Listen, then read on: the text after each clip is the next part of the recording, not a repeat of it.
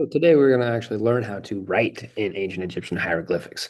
So what we're going to be doing is creating the cartouche, which we learned in the last video that the cartouche is the pharaoh's name inscribed in hieroglyphics. And so when we write, these are the following rules that we need to follow when we are writing in hieroglyphs. So number one, you rarely use vowels. You only use vowels if they are necessary to the pronunciation of the word. So like in Zimbelman, you don't really hear the E in the middle of my name. And so you would exclude it because you don't hear it. It's not a sound that's part of the actual word itself. That's why it's because it's a phonetic language. Number two, you don't ever use spaces. So if we were to write a whole sentence out, you wouldn't put any spaces in between the words. You just put all the letters right next to each other. Then, certain in all capitals, there's always picture endings to sentences, to words. And so you have to put a picture at the end of your name in your cartouche, just like how you see over here with this goose. And then whenever you write, you need to write right to left or left to right. But your bird should indicate the direction in which you are starting. Okay, so if your goose is facing this way, that means you need to read from left to right because the goose tells you where to start. Okay, so if it's looking left, that means you need to start left and read from left to right. Okay, and then you need to add your own personal style or flair. Okay, you rarely use vowels. All right. But when we can, we need to use determinative. So I'm going to use my drawing tool here. Um,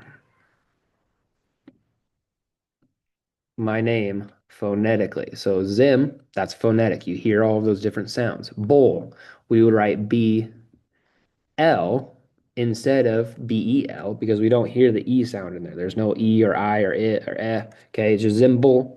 And then Min, okay, it doesn't say, I don't say Zimbelman. My name's not Mr. Zimbelman, it's Mr. Zimbelman. And so we would write MIN.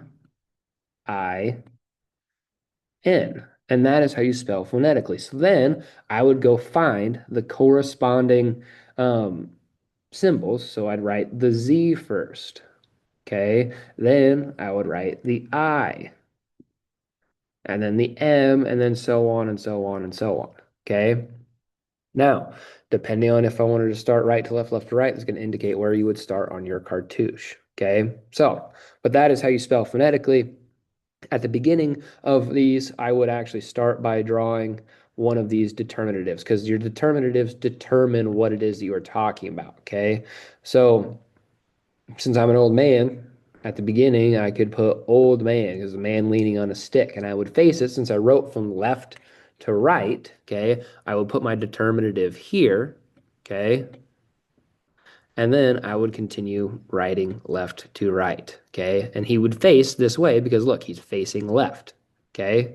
So I'd draw him exactly like this. If I wanted to write it the opposite way, I would flip this guy around and start him over on this side and then write Zimbelmin.